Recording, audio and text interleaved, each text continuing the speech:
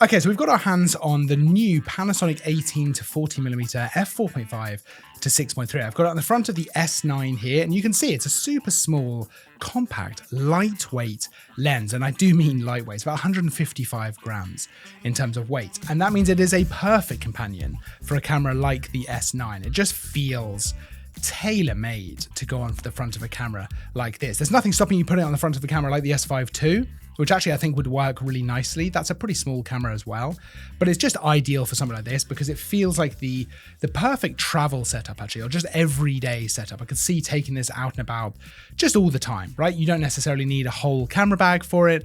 It feels like a nice compact kit that you can just take out with you in case you want to do some photography or some video as well. 18 to 40 is something of a wide angle zoom, right? It's a little bit more zoomed than a 16 to 35. Actually, I find it a little bit more usable than a 16 to 35. I like 40mm as a focal length. I mean, if I'm just talking about what I like a little bit of a longer focal length. 24-70 works perfectly for me, but 18 to 40 in a very small lens, I think is actually pretty versatile. And the design of the lens is actually pretty clever, I think, because you've got a pretty decent zoom ring on here.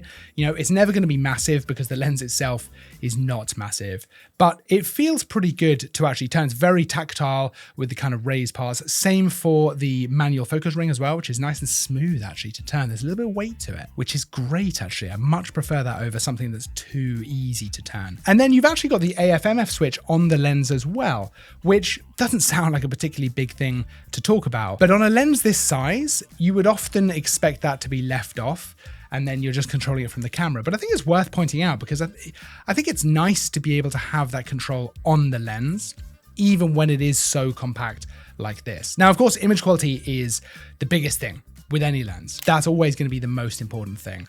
And I'm happy to say this seems to give you lovely, sharp images. So nice and sharp images, and that's shot wide open or stop down. You seem to get nice sharpness to your photographs. I will say it's maybe not the best bokeh I've ever seen. Sometimes a little bit busy. The out of focus areas aren't always the smoothest, but at the same time, I don't think you're really getting this lens for the out of focus areas, right? It's not the fastest lens in terms of aperture. It's certainly not something that I would be thinking that much about with a lens like this. That said though, I do think the images look lovely, and I think there's a lot that you can do with something like this. You can actually get quite close into your subject as well, which I always appreciate, especially with a reasonably wide lens like this. This kind of focal range also opens it up really well to video, which is fantastic for Panasonic, because with Panasonic cameras, you are getting some absolutely fantastic video options. So this, I mean, is great for kind of moving shots, for tracking stuff, for, you know, more establishing shots. There's a lot that you can shoot with this. And again, if I was going traveling, it's be a great setup. Photo and video is going to be great with this kind of setup. Other things that are worth mentioning, it is weather sealed to a degree, which is great to see. That's always a useful thing to have in a lens. It's actually listed as being dust and splash resistant. And I think for the kind of person who wants to get the S9, right, for the compact, lightweight feel, I just think this lens is a perfect companion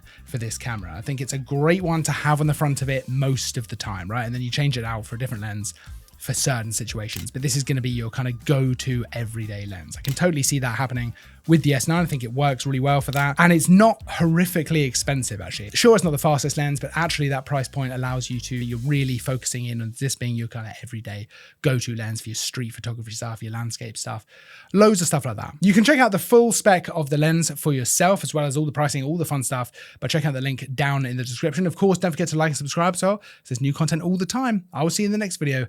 But until then, as always, thanks for watching.